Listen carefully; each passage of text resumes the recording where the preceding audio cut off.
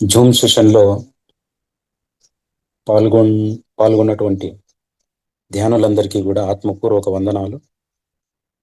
మొదట మనం బ్రహ్మర్షి పితామహ పత్రిజీకి, స్వర్ణమాల పత్రిజీకి కృతజ్ఞతలు తెలుపుకొని, విశ్వానికి, పంచభూతాలకు, విశ్వ గురువులకు కృతజ్ఞతలు తెలుపుకుందాం.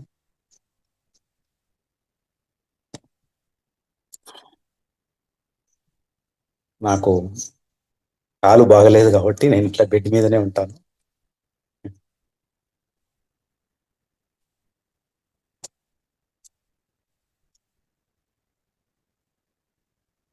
ఈరోజు మనం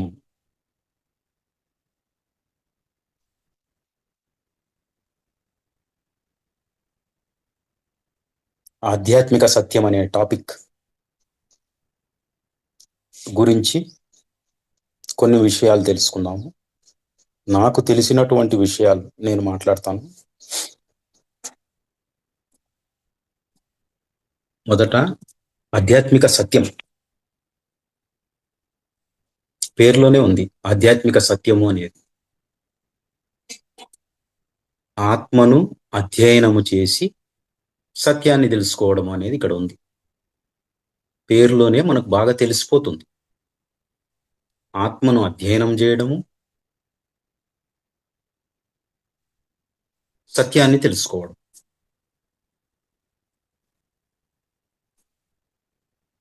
ఆ సత్యాన్ని తెలుసుకున్న మరుక్షణము నుండి ఆధ్యాత్మిక సత్యంలో ఉన్నాము అనేది మనకు అవగాహనకు వచ్చేస్తుంది.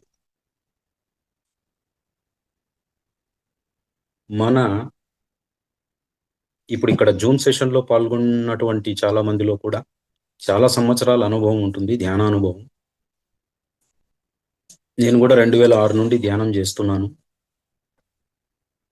అయితే తెలుసుకోవాల్సిన విషయం ఏమంటే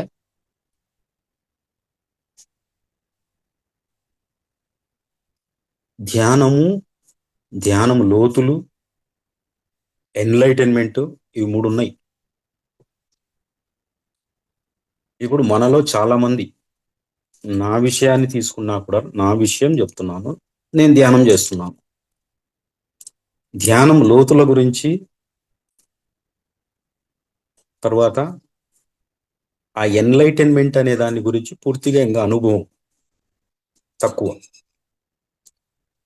అనుభవాలు అయితే వస్తూ ఉంటాయి. అయితే ఎన్లైటన్మెంట్ అనేది ఎంతమందికి ఎన్లైటన్మెంట్ అనే దానికి సంబంధించిన అనుభవం ఉంది అనేది మనం చెప్పలేం. ఇప్పుడు గురువు గారు ఉన్నారు పత్రిజీ, మనకు తెలిసిపోతుంది ఎన్లైటెండ్ పర్సన్ అని. అదేవిధంగా ఓషో రజనీష్ ఉన్నారు, తెలిసిపోతుంది ఎన్లైటెండ్ పర్సన్ అని.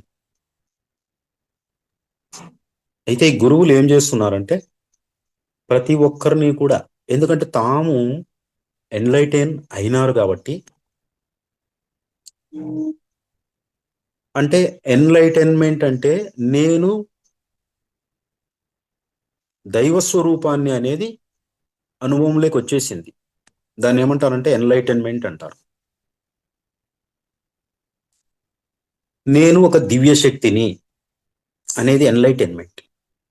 అంటే ఆ క్షణం నుంచి నిరంతరము కూడా దైవ స్వరూపముగా దివ్య క్షణంలో జీవిస్తూ ఉంటాడు. దిస్ ఈస్ కాల్డ్ ఎన్లైటన్మెంట్, దివ్య క్షణము అంటారు. అంటే ప్రతి వర్తమానాన్ని దివ్య క్షణం అని అంటారు. వర్తమాన క్షణంలో మనం జీవిస్తూ ఉన్నామా లేదా, అక్కడ మాత్రమే ఆధ్యాత్మిక సత్యం ఉంటుంది. ఎప్పుడైతే మనము గతం లేకపోతామో లేదా భవిష్యత్తు లేకపోతామో అక్కడ ఆధ్యాత్మిక సత్యము ఎగిరిపోతుంది, ఉండదు. చాలా మందికి ఇదే విధంగానే జరుగుతూ ఉంటుంది. మన మైండ్ ఎట్లా ఉంటుందంటే, ఉంటే గతంలో ఉంటది, లేదంటే భవిష్యత్తుకి వెళ్ళిపోతుంటుంది. 2 హద్దులు, ఒకటి గతము, రెండోది భవిష్యత్తు. ఈ రెండింటి మధ్య తిరుగుతూ ఉంటుంది. సార్ ఒక్క నిమిషం సార్. మీ హెడ్ కట్ అవుతుంది సార్. కొంచెం మొబైల్ సరి చేసుకోండి సార్. ఇప్పుడు ఓకే సార్. ఉమ్. చెప్పేది వినపడుతుంది కదా మేడం? మాటలు వినపడుతున్నాయి. వినిపిస్తుంది, వినిపిస్తుంది ఉమ్. సార్. ఎప్పుడైతే మానవుడు దివ్యక్షణంలో జీవించలేడు అనేది అవగాహనకు తెచ్చుకుంటాడో దానికి సంబంధించిన ప్రయత్నం చేస్తూనే ఉంటాడు. ఆ దివ్యక్షణాన్ని ఆస్వాదించడానికి ధ్యానం సహాయం చేస్తూనే ఉంటుంది. మనమందరము కూడా పిరమిడ్ మాస్టర్స్. అంటే ధ్యానం శ్వాస మీద ధ్యాస పెట్టి మనకు అందుబాటులో ఉంటే పిరమిడ్ను ఉపయోగించుకొని ఆ పిరమిడ్ శక్తిని ఉపయోగించుకొని మనలో ఉండే ఏవైనా బ్లాక్స్ కానీ జబ్బులు కానీ వాటన్నింటినీ కూడా మనలో నుండి బయటికి తరిమేయడానికి మనం ఒక పక్క ధ్యానం చేసుకుంటూ ఇంకొక పక్క జ్ఞానాన్ని సంపాదించుకుంటున్నాం. ఇటువంటి జూన్ సెషన్ల ద్వారా కానీ లేదంటే ఇతరత్ర బయటికి వెళ్ళి క్లాసులు చెప్పడము లేదంటే వినడము, ఇవి రెండూ జరుగుతున్నాయి.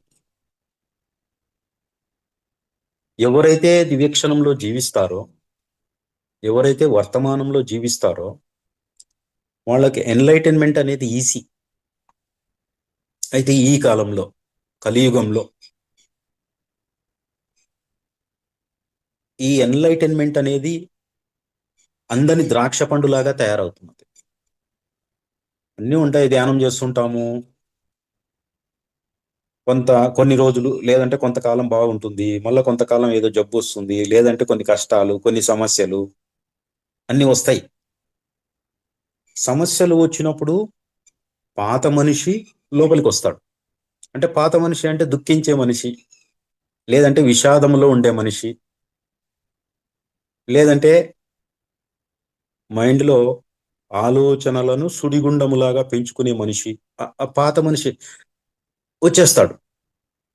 మళ్ళీ ఎప్పుడైతే గుర్తుకు తెచ్చుకుంటాడో నేను మళ్ళీ పాత మనిషిని అయిపోతున్నాను, ధ్యానం చేయకముందు ఎటువంటి పరిస్థితుల్లో ఉంటినో అటువంటి పరిస్థితుల్లోకి నేను వెళ్ళిపోతున్నాను అని గుర్తుపట్టినప్పుడు మళ్ళీ ఈ క్షణంలోకి రావడం జరుగుతుంది. అంటే ఆధ్యాత్మిక సత్యము అనేది ఎందుకంటే అందని ద్రాక్ష పండులా తయారైందని ఎందుకన్నానంటే ఇది ఇది జనరల్ గా ఉండే అనుభవం చాలా మందికి. ఇప్పుడు మనలో ఒక 10 మందో 20 మందో ఉంటాం మనం. ఈ 20 మందిలో కనీసం 10 మంది అన్నా ఉంటారు, ఒక 50% అన్నా ఉంటారు. ఆ 50% లో నేను కూడా ఉంటా. ధ్యానం చేస్తున్నాము, జ్ఞానం పెరుగుతుంది. ఎందుకంటే స్వాధ్యాయం చేస్తున్నాము, అదొక ఆధ్యాత్మిక సత్యమే. సజ్జన సాంగత్యం చేస్తున్నాము, ఆధ్యాత్మిక సత్యము. ధ్యానం చేస్తున్నాము, ఆధ్యాత్మిక సత్యము. మంచి మాటలు మాట్లాడుతున్నాము, ఆధ్యాత్మిక సత్యము. మంచి ఆలోచనలు చేస్తున్నాము, ఆధ్యాత్మిక సత్యము. మరి ఆలోచన రహితంలోకి వెళ్ళిపోతున్నామా లేదా? థాట్లెస్ స్టేట్లోకి వెళ్ళిపోతున్నామా లేదా? థాట్లెస్ స్టేట్లోకి పోలేకపోతే ఆధ్యాత్మిక సత్యము అనేది అక్కడ మాయమైపోతుంది, ఆధ్యాత్మిక అసత్యం వచ్చేస్తుంది. అంటే ఎక్కువ భాగము మనము సత్యానికి అసత్యానికి మధ్యలో కొట్టుమిట్టాడుతూ ఉంటాం. ఆత్మను అధ్యయనం చేస్తున్నాం, ఆధ్యాత్మిక సత్యము ఆత్మను అధ్యయనం చేస్తున్నాం, కానీ సత్యము అనే అనుభవము రుచి చూద్దామంటే చూసినట్లే మనకు అందినట్లే అందుతుంది, మళ్ళీ జారిపోతూ ఉంటుంది.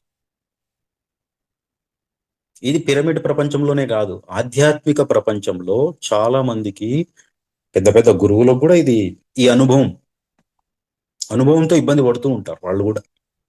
ఎందుకంటే ప్రాపంచికంలో తిరుగుతున్నారు కాబట్టి. ప్రాపంచికము అనేది ఎక్కువ ఎక్కువ ఉంది. మనం చెప్పుకుంటుంటాం యుగాల గురించి. కృతయుగము అనేది చాలా బాగా జరిగింది, ధర్మం 4 పాదాల జరిగింది. దానిపైన త్రేతాయుగము ద్వాపర యుగము, ఈ 3 యుగాలలో ధర్మం ఉండింది. త్రేతాయుగము, కృతయుగము, ద్వాపర యుగం అనుకుంటా, 3 యుగాలు. అక్కడ ధర్మము 4 పాదాలు, 3 పాదాలు, 2 పాదాలకు వచ్చి ఇప్పుడు ఒక పాదానికి వచ్చింది. మిగిలిన 3 పాదాలు పోనీ ఆ ఒక పాదం ఎక్కడుంది? మనము మన చుట్టూ ఉండే మనుషులతో మాట్లాడేటప్పుడే మనకు అర్థమైపోతూ ఉంటుంది. వాళ్ళని గురించి కాదు మనం అర్థం చేసుకోవాల్సింది మనని గురించి. నేను కరెక్ట్ గా మాట్లాడుతున్నానా లేదా? మాట ఎక్కడి నుంచి రావాలంటే హృదయంలో నుంచి రావాలా. అది ఒరిజినల్. ధ్యానంలోకి వచ్చినాక మాట గురించి తెలుసుకున్నాం, ఎట్లా మాట్లాడాల. గురువు గారు అనేది మాట మీద ధ్యాస, బుద్ధి యోగము. అంటే బుద్ధి ఉన్నవాడు సరి అయిన మాటను మాట్లాడతాడు. లోపలికి పోయేది ముఖ్యం కాదు, బయటికి వచ్చేది చాలా ముఖ్యము అని గురువులు చెప్తుంటారు. అంటే మనం తినే ఆహారం కంటే ముఖ్యము మాట. సరి అయిన మాట మాట్లాడితే సరైన ఆహారం తీసుకుంటాం ఆటోమేటిక్గా. సరి అయిన మాట మాట్లాడితే మనలో వైబ్రేషన్స్ పెరుగుతాయి, మనలో ప్రకంపనలు పెరుగుతాయి. దివ్య ప్రకంపనలు అంటారు, పెరుగుతాయి మనలో వైబ్రేషన్స్. సరికాని మాటలు మాట్లాడినప్పుడు తగ్గిపోతాయి. ఒకవేళ ప్రతి ఒక్కరూ వాళ్ళని వాళ్ళే విమర్శ చేసుకుంటే, వాళ్ళని వాళ్ళే లోపలికి తొంగి చూసుకుంటే చాలా భాగము అస్తవ్యస్తంగా ఉంటుంది. హృదయం లేదంటే ఆత్మ అస్తవ్యస్తంగా ఉంటుంది. ఎంతకాలం ధ్యానం చేయాలి మేము అంటుంటారు. అది చెప్పడానికి సాధ్యం కాదు. ఎన్లైటన్మెంట్ అనేది వచ్చే వరకు కూడా ధ్యానం అనేది గంటలు గంటలు చేయాల్సిందే, కుదిరినా కుదరకపోయినా చేయాల్సిందే. ఎందుకంటే మనకు ఆధ్యాత్మిక సత్యము అనేది పూర్తిగా అనుభవంలోకి రాలే. దివ్యానుభవ జ్ఞానము అంటారు దాన్ని, దివ్యానుభవ జ్ఞానము. ఆ దివ్యానుభవ జ్ఞానం ఎప్పుడు నిరంతరము ఉండాలి, నిరంతరము దివ్యానుభవం ఉండాలి, నిరంతరము దైవ స్వరూపంగానే ఉండాలి. మరి అటువంటిప్పుడు మన చేష్టలు కానీ, మన మాటలు కానీ, మన చూపులు కానీ ఎట్లా ఉండాలి ఒకసారి లెక్కేసుకుంటే, కళ్ళు మూసుకొని ప్రశ్న నేను వేసుకుంటే నాకే తెలిసిపోతుంది, నేను ఏ స్థితిలో ఉన్నాను అనేది తెలిసిపోతుంది. ప్రతి ఒక్కరికి ఇది తెలుస్తూనే ఉంటుంది. ఆధ్యాత్మిక సత్యం మానవుడు ఈ కాలంలో అస్వస్థుడుగా ఉన్నాడు. ఇది జనరల్ స్టేట్మెంట్. అంటే జబ్బులతో ఇబ్బంది పడుతున్నాడు. శరీరంలో జబ్బులు, మనస్సులో ఆలోచనలు, బయట సమస్యలు. ఇంకా ఈ ఆలోచనలు ఉన్నప్పుడు ఆటోమేటిక్గా సమస్యలు తెచ్చిపెట్టుకుంటాం. ఆలోచనలు లేనప్పుడు సమస్యలన్నీ దూరం అయిపోతుంటాయి. అందుకే దివ్యక్షణంలో జీవించండి, దివ్యక్షణంలో జీవించండి అని చెప్తుంటాం. దివ్యక్షణంలోనే జీవించాలి. మనం ఒక కుటుంబాన్ని ఏర్పాటు చేసుకున్నాం, ఒక సమాజాన్ని ఏర్పాటు చేసుకున్నాం, ఎక్కడో పని చేసుకుంటూ ఉంటాం. ఇంటిలో పనిచేసే గృహిణి ఆ ఇంటికి సంబంధించిన ఉద్యోగం చేస్తూ ఉంటుంది. పిల్లల్ని చూసుకోవడం కానీ, వాళ్లకు ఆహారం తయారు చేయడం కానీ, వాళ్ళని పెంచి పోషించడం కానీ, లేదంటే భర్తను చూసుకోవడం కానీ, ఇది ఒక ఉద్యోగం. ఒకవేళ భర్త బయటికి పోయి తాను ఏదో గవర్నమెంట్ ఉద్యోగము చూసుకొని వచ్చినా కూడా ఆయన చేసే ఉద్యోగం కంటే అద్భుతమైన ఉద్యోగము ఇంట్లో జరుగుతూ ఉంటుంది, భార్య చేస్తూ ఉంటుంది. అంటే ఇద్దరు ఉద్యోగస్తులే. నాకు లేదు నీకు ఉద్యోగం ఉంది అనేది కానే కాదు అక్కడ. ఉద్యోగం అంటే బయటికి పోయి గవర్నమెంట్ దాంట్లోనే చేయాలా, వేరే వాళ్ళ కింద చేయాలా, ఇది కాదు ఉద్యోగం అంటే. పిల్లల్ని చూసుకోవడము, కుటుంబాన్ని చూసుకోవడము, అది కూడా ఉద్యోగం. చెప్పాలంటే అన్నిటికంటే గొప్ప ఉద్యోగం. ఎందుకంటే తల్లి ఆధ్యాత్మిక సత్యంలో ఉంటే ఆ ఆడమనిషికి ఆధ్యాత్మిక సత్యంలో ఉన్న బిడ్డలు వస్తారు. ఆ బిడ్డలు పెరిగి పెద్దవాళ్ళు అయిన తర్వాత ఆధ్యాత్మిక సత్యాన్ని తెలుసుకొని ఇంకొక ఇంటికి వెళ్ళి అక్కడ కూడా ఆధ్యాత్మిక సత్యాన్ని ప్రచారం చేస్తారు. అట్లా అన్ని ఇళ్లలో ఆధ్యాత్మిక సత్యాన్ని తెలుసుకున్నారనుకోండి, సత్యయుగంగా మారిపోతుంది. కలియుగం అనేది మాయమైపోతుంది, సత్యయుగంగా మారిపోతుంది. ఇప్పుడు మనం చేస్తున్న కృషి కూడా అదే. కృషి ఉంటే మనుషులు ఋషులు అవుతారు. మనం చేస్తున్నాం, ఎంతవరకు సఫలీకృతులు కాగలుగుతున్నాము అంటే ఆధ్యాత్మిక సత్యం అంటే మనకు ఒక పెద్ద క్వశ్చన్ మార్క్. దానికి ఆన్సర్ మనము వెతుక్కోవాలి. మొట్టమొదటగా మనిషి అస్వస్థుడుగానే జన్మ తీసుకున్నాడు. ఇదొకటి. అంటే తల్లిదండ్రులకు ఆధ్యాత్మిక జ్ఞానము లేని తల్లిదండ్రులకు జన్మ తీసుకున్నాడు. ఆధ్యాత్మిక జ్ఞానం లేకుండానే పెరిగినాడు అమ్మాయి గాని అబ్బాయి గాని. సో వాళ్లకు ఆధ్యాత్మిక సత్యం అనేది తెలియదు. ఏం చేసినారు?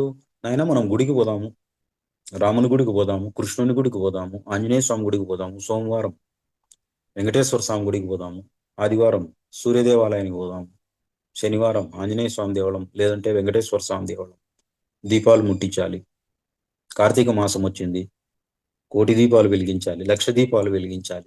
అక్కడ ఇరుక్కుపోయి ఉంటారు. అంటే తల్లిదండ్రులు పిల్లల్ని అక్కడ ఇరికిస్తారు. తల్లిదండ్రులు ఇరుక్కుపోయి ఉంటారు కాబట్టి దాన్ని ఇదే ఆధ్యాత్మిక సత్యము అని అనుకుంటూనే ఉంటారు ప్రతి ఒక్కరూ కూడా. మాకు కూడా తెలుసు, మా తల్లిదండ్రులు కూడా ఇదే అందరిలో. అంటే ఒక హిందువు గుడిలో దేవుడు ఆధ్యాత్మిక సత్యము అనుకుంటాడు. ఒక ముస్లిము మసీదు ఆధ్యాత్మిక సత్యము అనుకుంటాడు. ఒక క్రిస్టియను చర్చి ఆధ్యాత్మిక సత్యము అనుకుంటాడు. ఒకవేళ మనం ఆలోచిస్తే ఈ మూడు ఆధ్యాత్మిక సత్యాలు కానే కాదు.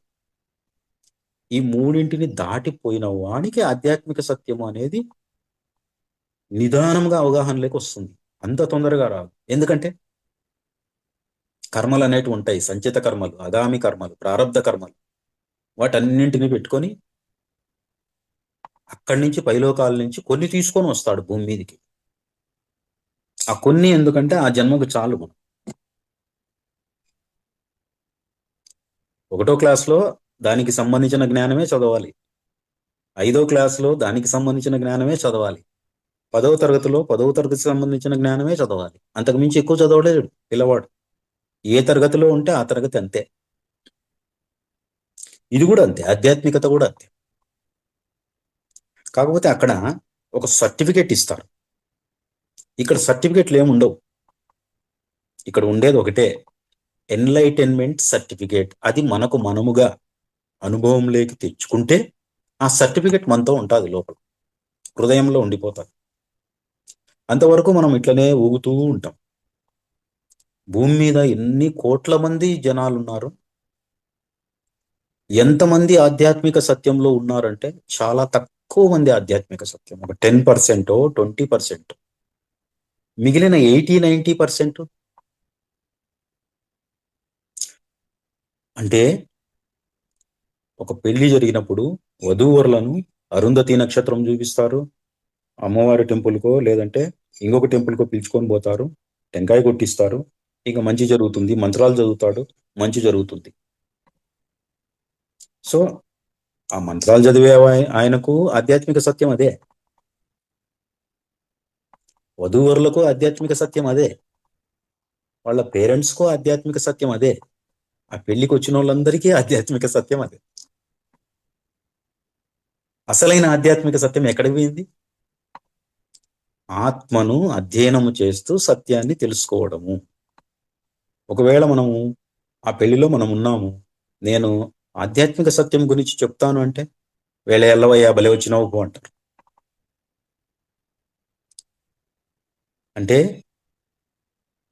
ఒక చోట ఒక బార్డర్ పెట్టుకొని ఒక గీత పెట్టుకొని ఆ గీతలో ఇరుక్కుపోయినాడు మనిషి, ఆ గీత దాటి రాలేడు.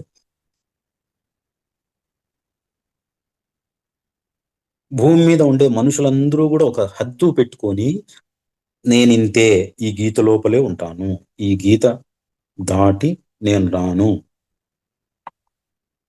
అప్పుడు ఆధ్యాత్మిక సత్యంలోకి రావడానికి సాధ్యం కాదు. అంటే పూజలు, యజ్ఞాలు, యాగాలు, క్రతువులు ఇవి ఆధ్యాత్మికతలో ఒక 5% అంతే. అంటే మనిషిని క్రమశిక్షణలో పెట్టడానికి మన ఋషులు ఏం చేసినారంటే ఇవన్నీ కూడా పెట్టినారు. ఎందుకంటే ఆధ్యాత్మిక సత్యం లేక అందరూ పోలేరు కాబట్టి, అందరూ పోలేని వాళ్ళు ఎవరైతే ఉంటారో వాళ్లకు క్రమశిక్షణ కొంతవరకు అవసరం. కనీసం ఈ జన్మలో క్రమశిక్షణ పాటిస్తే నిదానంగా తెలుసుకుంటారు, తర్వాత జన్మల్లో అయినా కూడా వాళ్ళు ఆధ్యాత్మిక సత్యం లేకపోతారనే ఉద్దేశంతో కొన్ని నిబంధనలు పెట్టినారు ఋషులు. ఆ నిబంధనలలో భాగంగా అదే నాయన దేవుడు, కృష్ణునికి సంబంధించిన సమాచారం తెలుసుకో, రామునికి సంబంధించిన సమాచారం తెలుసుకో, సీతమ్మకు సంబంధించిన సమాచారం తెలుసుకో, రుక్మిణికి సంబంధించిన సమాచారం తెలుసుకో, అదేవిధంగా లక్ష్మణుడు అని ప్రతి ఒక్క దేవుడిని, దేవతను గురించిన సమాచారం తెలుసుకో. ఇంతవరకు చెప్పేస్తారు. తెలుసుకొని ఏం చేస్తాం మనం? ఇంకొకళ్ళకి చెప్తాం. 18 పురాణాలు చదివినాం అనుకుందాం. 18 పురాణాలు చదివి నేను చెప్పడం కంటే కళ్ళు మూసుకొని ధ్యానంలో ఆత్మను గురించి అధ్యయనం చేయడం చాలా గొప్ప సంగతి. కనీసం ఆధ్యాత్మిక సత్యం లేకపోవడానికి నేను ప్రయత్నం చేస్తున్నాను అనే భావనన్న ఉంటుంది. ఎంత లోతుకు పోతే అంతగా మనం తెలుసుకునే సులభం అవుతుంది. తెలుసుకునేకి ఆధ్యాత్మిక సత్యాన్ని. ఒక చోట ఇరుక్కుపోయినాము అనేది అందరికీ కూడా ఎప్పుడు తెలుస్తుంది? ధ్యానంలోకి వచ్చినాక తెలుస్తుంది.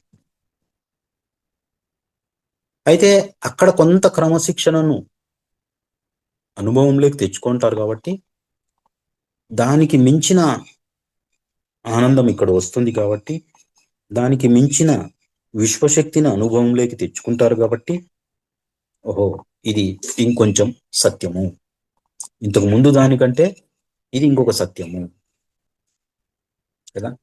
అందుకే వివేకానందుణ్ణి అడుగుతారు ఒక ప్రశ్న, భారతీయులకు ఇతర దేశస్తులకు ఏం తేడా అన్నప్పుడు వివేకానంద స్వామి చెప్తాడు, ఇతర దేశస్తులు అసత్యము నుంచి సత్యం వైపునకు ప్రయాణం చేస్తున్నారు. మరి భారతీయుల మాట, భారతీయులు సత్యము నుంచి సత్యానికి ప్రయాణం చేస్తున్నారు అంటాడు. అదేంది స్వామి అని అడుగుతారు. భారతీయులు తక్కువ సత్యము నుండి ఎక్కువ సత్యం వైపునకు ప్రయాణం చేస్తున్నారు. ఆ ఎక్కువ సత్యానికి గీత లేదు, హద్దు లేదు. అనంతమైన జ్ఞానం, అనంతమైన జ్ఞానం, అనంతమైన శక్తి. మనం ఏం చేస్తాము? విశ్వశక్తిని గ్రహించే ప్రయత్నం చేస్తూ ఉంటాం ధ్యానంలో కూర్చొని. అనంతమైన విశ్వశక్తి, అనంతమైన విశ్వ చైతన్య ప్రవాహము నా లోపల ప్రవహించాలి అని కూర్చున్నప్పుడు ఆటోమేటిక్గా కొంతసేపటి తర్వాత మనకు ఏకాగ్రత అనేది కుదురుతుంది.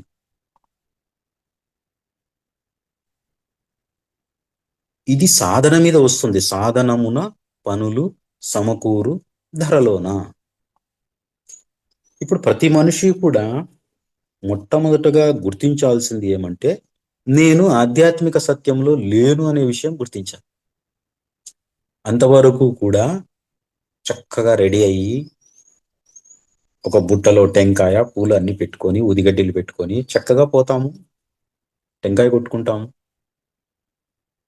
దేవుని ముక్కుంటాము, కొద్దిసేపు ముక్కుంటాము, కోరికలు కోరుకుంటాము, వచ్చేస్తాం. ఇది ప్రతి చోట జరుగుతుంటుంది. పుట్టినరోజు పండగకు కూడా మన పిల్లలకు కేకు కోయడము, గుడికి పిలుచుకొని పోవడం, లేదంటే వాళ్ళే పోయేస్తారు గుడికి, అలవాటు చేసింటే, ఇళ్లలో అలవాటు చేసింటే. ఆ కేకు కొయ్యడం అనేది మనం తెచ్చినాం, అది వేరే వాళ్ళ దగ్గర నుంచి తీసుకొచ్చిన సాంప్రదాయం, మంది కాదు అది.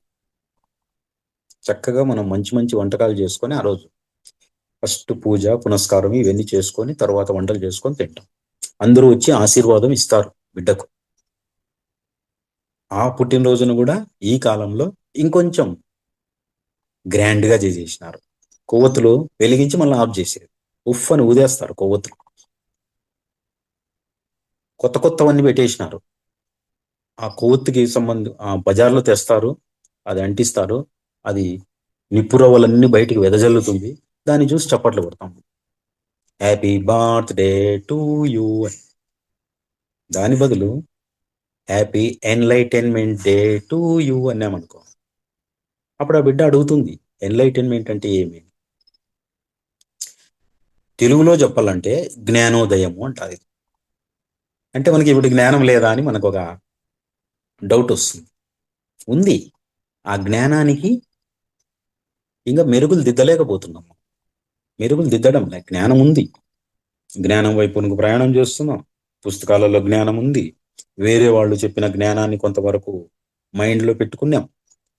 మనం కూడా ధ్యానం ద్వారా ఆ అనుభవము ఈ అనుభవము వచ్చి ఉంటుంది. వీటన్నిటినీ కలిపి మనము జ్ఞానము అని ముందుకు పోతున్నాం. 100% ఆధ్యాత్మిక సత్యంలో జీవించిన వాళ్ళు అంటే లెక్క పెట్టచ్చు. పత్రిజీ, మహావతార్ బాబాజీ, లాహిరి మహాశైలు, యుక్తేశ్వర్ గిరి, పరమహంస యోగానంద, స్వామి వివేకానంద, రామకృష్ణ పరమహంస, రమణ మహర్షి, ఓషో రజనీషు, షిరిడి సాయిబాబా, ఇటువంటి వాళ్ళ పేర్లు చెప్పుకోవచ్చు. 100% అంటే అందరినీ గమనించినామంటే, మనం గురువులందరినీ గమనించినామంటే ఏది వదిలిపెట్టాలో దాన్ని వదిలిపెట్టేసినారు వాళ్ళు. గురువు గారు ఎప్పుడన్నా జోబిలో చేతులు పెట్టి బయటికి తీస్తే ఏముండదు. మనం పర్సులు జోబీలలో డబ్బులు వేసుకొని పోకపోతే మనకు అదొక అసంతృప్తి. బజార్లో ఖచ్చితంగా ఇంత ఇది పెట్టుకొని పోల్సిందే. దాని మీద మనసు అట్లే ఉంటుంది. ఇంకా కోరిక కూడా అట్లే ఉంటుంది. ఇంకా తక్కువగా ఉందే, ఇంకా తక్కువగా ఉందే. అందుకే గురువులను చూసి నేర్చుకోవాలి అంటారు. ఆ గురువులను చూసి మన లోపల హృదయములో లేదంటే ఆత్మలో ఆ స్ఫూర్తిని, ఆత్మస్ఫూర్తి అంటారు, హృదయంలో ఆ స్ఫూర్తి రావాలి. మనం ఆ స్ఫూర్తి వచ్చినప్పుడు మనం కూడా ఆ స్టేజ్కి ఎప్పుడు పోతామనేది తెలియదు, కానీ మొత్తం మీద ఒక చిన్న సంకల్పం, అటువంటి స్థితికి నేను కూడా పోవాలి.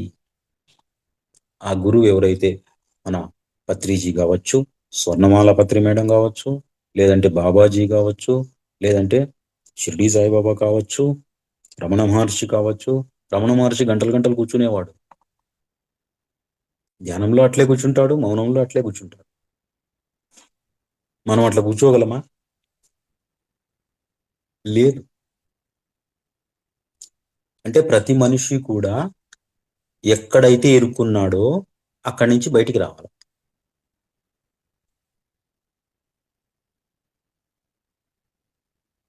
ఎప్పుడైతే బయటకు వస్తాడో అక్కడి నుంచి మొదలవుతుంది. అయినా కూడా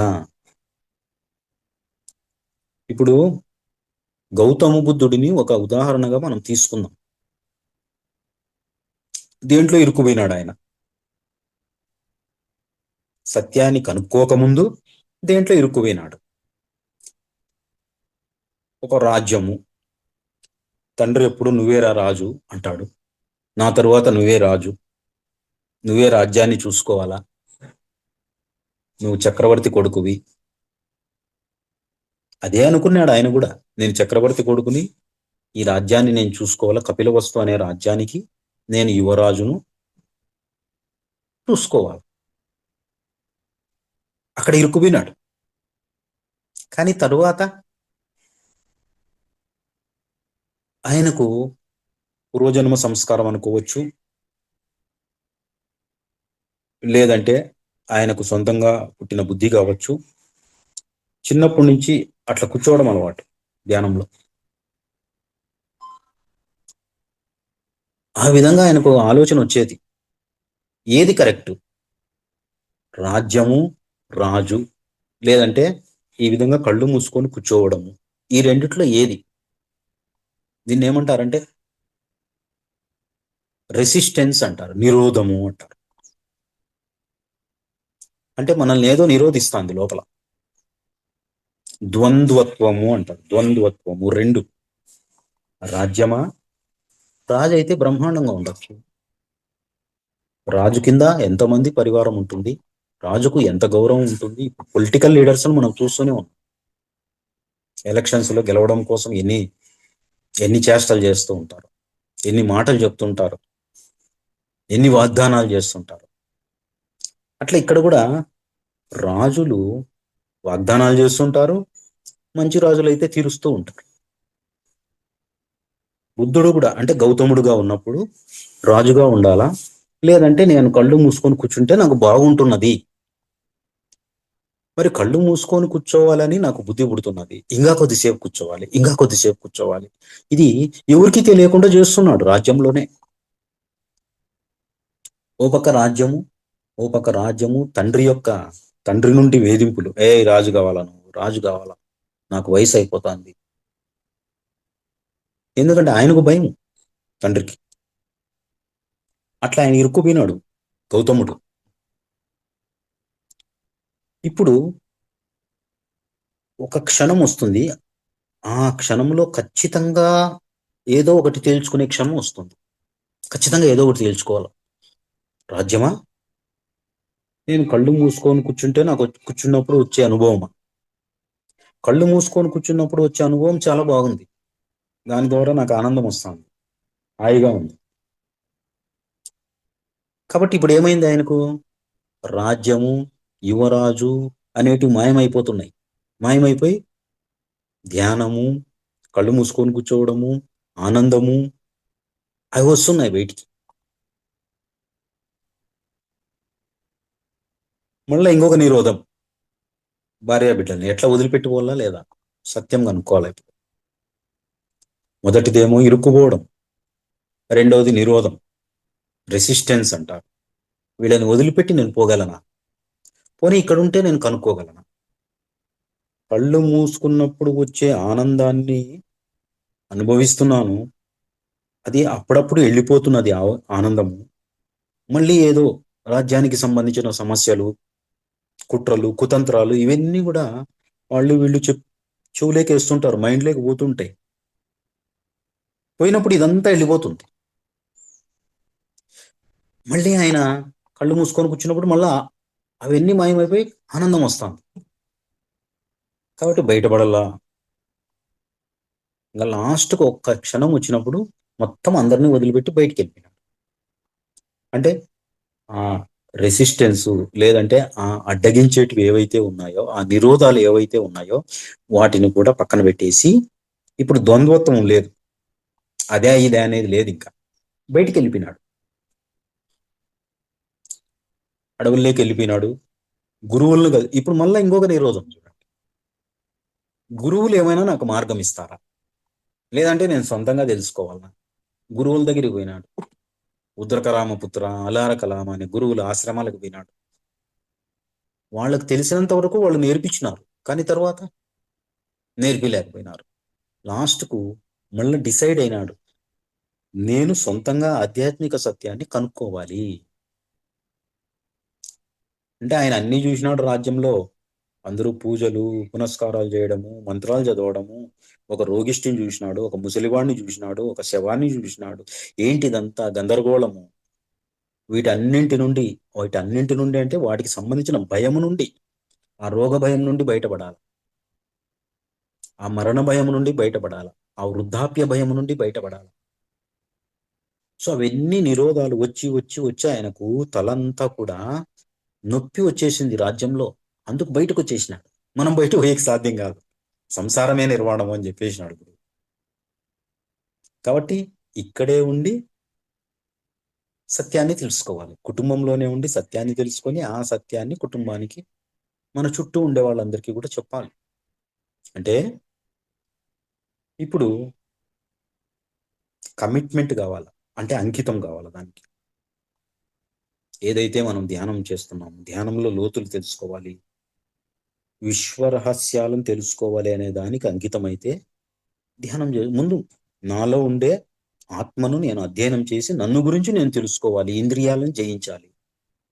ఇదే కదా మన దగ్గర ఉండే పెద్ద టాస్క్, పెద్ద పని. ఎక్కడ జయిస్తున్నాం? నాలిక రుచిని కోరుకుంటాను, చెవులు ఏదో చెప్పుడు మాటలు వినాలని కోరుకుంటున్నాయి, కళ్ళు పనికిరాని విషయాలన్నీ కూడా సెల్ ఫోన్ పట్టుకొని చూడాలనిపించేటట్లుగా కళ్ళు, చర్మం హాయిగా ఉండాలి, నాకు ఏసీనే ఉండాలి, నాకు ఇట్లనే ఉండాలి, ఎండ ఉండకూడదు, ఇవన్నీ ఇంద్రియాలను ఎట్లా జయిస్తాం? హిమాలయాల్లో గురువులు మంచు పర్వతాలలో గంటలు గంటలు కూర్చుంటుంటారు. -30 డిగ్రీలు, -50 డిగ్రీల చలిలో కూర్చొని చేస్తున్నారు. అంటే వాళ్ళల్లో పంచప్రాణ శక్తులను వాళ్ళు తమ ఆధీనంలోకి తెచ్చుకున్నారు. అది ఆధ్యాత్మిక సత్యం అంటే అదే. మన దగ్గర పంచప్రాణ శక్తులు అంటే కూడా మనకు తెలిసినప్పటికీ కూడా వాటిని అధీనంలోకి ఎట్లా తెచ్చుకోవాలో తెలియదు. పంచేంద్రియాలను మనం ఎట్లా జయించాలో తెలియదు. మనను గురించి మనం ఎట్లా తెలుసుకోవాలో తెలియదు. లోతులకు ఎట్లా పోవాలో తెలియదు. మొత్తం మీద నాకు క్వశ్చన్ వేసుకున్నప్పుడు నాకు ఇంకా ఏమీ తెలియదని వస్తుంటుంది. అంటే ఆధ్యాత్మిక సత్యము కాకుండా దానికంటే ఇంకా కొంచెం దిగువ స్థాయిలో నేనున్నాను. ఇంకా ఎగువ స్థాయికి పోవాలి. జబ్బులు ఒకటి పీడిస్తుంటాయి. దానికి తోడు మొన్న 2 నెలల కిందట యాక్సిడెంట్ అయింది. నా తప్పు లేకపోయినా జరిగింది అది. అదొక కర్మ అంతే. సో బెడ్ మీద ఉండాల్సిందే. మీరేనా మేడం అడిగింది? చాలా సార్లు అడిగినారు ఫోన్ చేసి. Yes sir. క్లాసు మీరే కదా మేడం? Yes sir. చాలా సార్లు నేను మేడంకి తీసుకోలేను మేడం, స్కూల్ ఉంటుంది, అట్లా యాక్సిడెంట్ అయినా కదా ఇప్పుడు తీసుకోలేనని చెప్పుకుంటా ఈరోజు కొంచెం బాగానే ఉన్నా. ఇక ముందు కూడా మీకు అందుబాటులో ఉంటాను. ఏం మేడం? Thank you madam. ఇంకా ఇంకా ఎంత ఉంది మేడం టైం? ఇంకా 20 నిమిషాలు ఉంది సార్. సరే సరే. సో ఆ విధంగా గౌతముడు గురువులందరి దగ్గరికి పోయి వాళ్ళ నుండి ఎంత నేర్చుకోవాలో అంత నేర్చుకొని ఇంకా వీళ్ళకు కూడా తెలియదు అని నిర్ణయించుకొని సొంతంగా ఆ సత్యము అనే దాన్ని తెలుసుకోవడానికి ఒక్కడే బుద్ధగయ అనే ప్రాంతానికి వెళ్ళినాడు. గయ అనే ప్రాంతం. అక్కడ బోధి వృక్షము, దాన్ని పిప్పళ్ళ వృక్షము అంటారు. దాని కింద కూర్చొని ఆహారం లేకుండా కూర్చున్నాడు. మళ్ళీ ఇదొక ఇబ్బంది చూడండి. ఆధ్యాత్మిక సత్యాన్ని తెలుసుకునే క్రమంలో, చైతన్యాన్ని అనుభవానికి తెచ్చుకునే క్రమంలో ఎన్ని ఇబ్బందులు వస్తాయి మనిషికి. ఒక్కొక్కరికి ఒక్కొక్క టైం.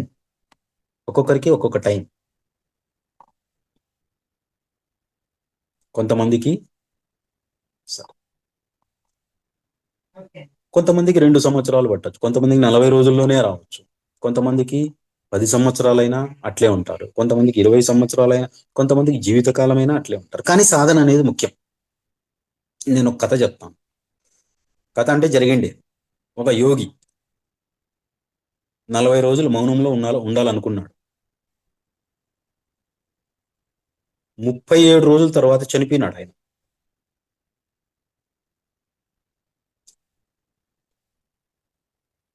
మామూలుగా హాస్పిటల్స్లో బిడ్డ పుడతానే ఏం చేస్తారు? నర్సులు ఏడ్చే వరకు బిడ్డను చూస్తారు. ఏడ్చకపోతే కాళ్ళు పట్టుకొని ఇట్లా పైకి ఎత్తి కొడతారు. అట్లా కొట్టినప్పుడు బిడ్డ ఏడ్చలేదనుకో భయపడతారు. ఒక బిడ్డ 3 రోజులు ఏడ్చలేదంట. ఎందుకు ఏడ్చలేదు?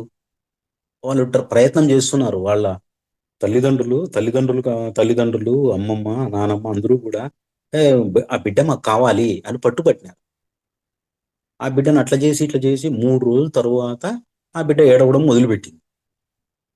ఆ బిడ్డ పెరిగి పెద్ద అయినాక, ముందు జన్మలో నేను 37 రోజులు మౌనంలో ఉండి 40 రోజుల్లో 3 రోజులు బ్యాలెన్స్ మిగిలిపోయింది. ఆ 3 రోజులు పుట్టుకతో 3 రోజులు నేను మౌనంలో ఉన్నాను. ఆయన ఓషో రజనీష్. ఇది చాలా మందికి తెలిసిండొచ్చు. ఆయన ఓషో రజనీష్. ఎంత గొప్ప సమాచారం ఉంటుందంటే ఆయన దగ్గర, గొప్ప సమాచారం. సరే, ఇప్పుడు ఇక్కడికి వస్తాం మనం. ఎప్పుడైతే గయా అనే ప్రాంతానికి పోయి ఆహారం లేకుండా కూర్చున్నాడో అప్పుడు కూడా ఆయనకు నీరసం వచ్చి పడిపోయినాడు. మధ్యలో చాలా జరిగింది. ఆ పడిపోయిన టైంలో సుజాత అనే ఒక అమ్మాయి వచ్చి ఆహారం ఇవ్వడం, తర్వాత కూడా ప్రతిరోజు మధ్యాహ్నం పూట అమ్మాయి ఆహారం తెచ్చి ఇవ్వడము, ఇప్పుడు ఆహారం తీసుకుంటూ ధ్యానం చేయడము. ఆ విధంగా ఆయన 6 సంవత్సరాలలో జ్ఞానోదయాన్ని పొందుతాడు. అంటే ఎన్లైటన్మెంట్ అనేది ప్రాప్తిస్తుంది గౌతముడికి. ఎన్లైటన్మెంట్ అనేది ఎప్పుడైతాడో అప్పుడు ఆ అన్నం పెట్టిన అమ్మాయికి, సుజాత అనే అమ్మాయిని పిలిచి ఊర్లో ఉండే పిల్లలందరినీ పిలుచుకురా, నేను ఒక విషయం చెప్పాలనుకుంటున్నాను అని చెప్తాడు. పిల్లలందరూ వస్తారు, ఒక 14 మంది పిల్లలు. వాళ్ళందరికీ చెప్పేది ఫస్ట్ టీచింగ్ చెప్పిండేది చెట్టు కింద అక్కడ ఉండే ఊరి పిల్లలకు చెప్పి ఏం చెప్పినాడు? వర్తమానం గురించే చెప్పేది ఆయన. గతం అయిపోయింది, దాని గురించి అవసరం లేదు. భవిష్యత్తు గురించి తెలియదు, దాని గురించి అవసరం లేదు. పిల్లలు, మీరంతా ఆనందంగా ఇప్పుడు ఎట్లయితే ఆడుకుంటూ ఉంటున్నారో, పిల్లలు ఆనందంగా ఆడుకుంటూ అంటారు. పెద్ద అయినాక కూడా ఆడుకుంటూ ఆడుకుంటూ మీ పనులు మీరు చేసుకుంటూ ఆనందంగా ఉండాలి. ఇక నేను వెళ్ళొస్తాను అని వెళ్ళిపోతాడు ఆయన.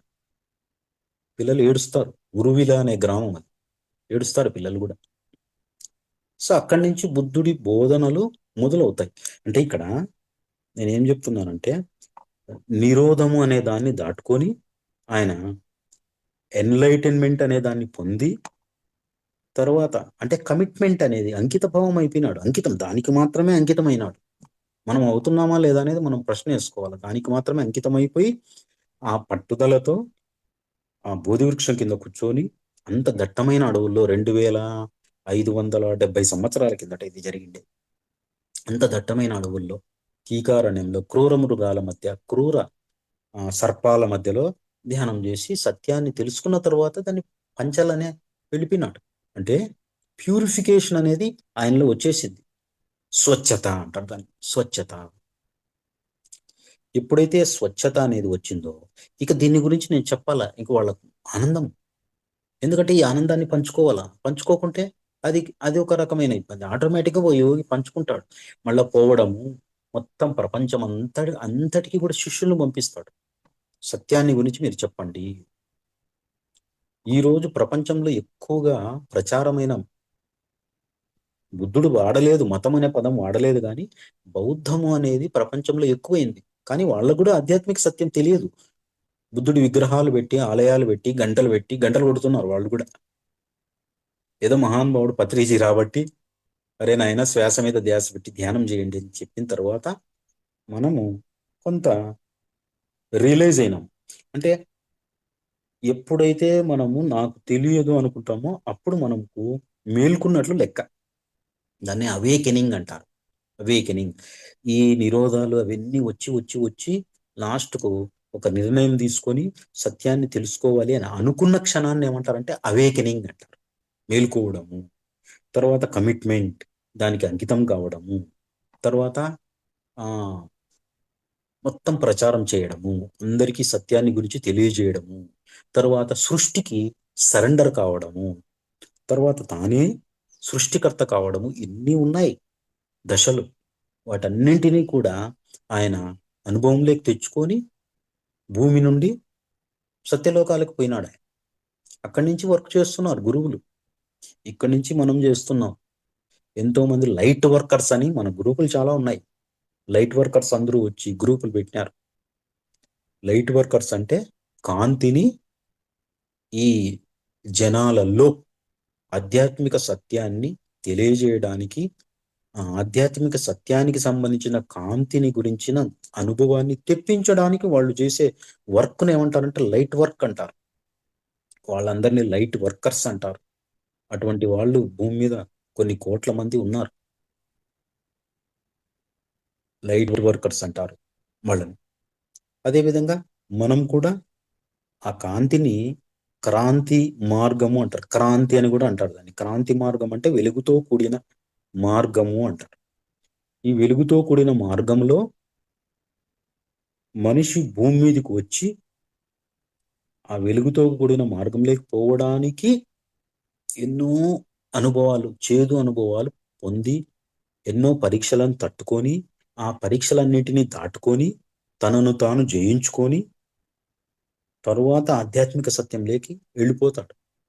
ఆధ్యాత్మిక సత్యంలోకి భూమి మీదకి వస్తే గాని ఆధ్యాత్మిక సత్యాన్ని గురించిన అనుభవం రాదు. ఆ పైలోకాల వాళ్ళు, ఈ భూమి మీద ఉండే మనుషులు చనిపోయి పైలోకాలకు పోయినాక ఆ పై వాళ్ళు అడుగుతుంటారంట, మనుషుల యొక్క అనుభవం ఎట్లా ఉంటుంది, మీరు ఈ విధంగా చేసినారు కదా, భూమి మీద ఉన్నప్పుడు ఆ విధంగా చేసినారు కదా, ఆ దుఃఖం అనేది ఎట్లా ఉంటుంది, ఆ దుఃఖంలో నుంచి ఆనందంలోకి వచ్చినాక అది ఎట్లా ఉంటుంది అని వాళ్ళు అడుగుతూ ఉంటారంట పైలోకాల వాళ్ళు. వీళ్ళు చెప్తారు చాలా బాగుంటుంది, థ్రిల్గా ఉంటుంది భూమి మీద జీవితము. సంసారం అనేది ఒక థ్రిల్లు, మొగుడు అనేది ఒక థ్రిల్లు, పెండ్లాం అనేది ఒక థ్రిల్లు, బిడ్డలు అనేది ఒక థ్రిల్లు, కుటుంబం అనేది ఒక థ్రిల్లు, అంతా థ్రిల్ అని చెప్తారంట. అప్పుడు వాళ్ళు మేము కూడా భూమి మీదకి పోవాలా, మేము కూడా అటువంటి అనుభవాలు పొందాలా అని వాళ్ళకు ఉబలాటం ఎక్కువైపోతుందంట. ఇట్లాంటివన్నీ జరుగుతూ ఉన్నాయి. సంతోషం మేడం, నాకు ఈ క్లాస్ అవకాశం ఇచ్చినందుకు మీ అందరికీ కూడా ధన్యవాదాలు.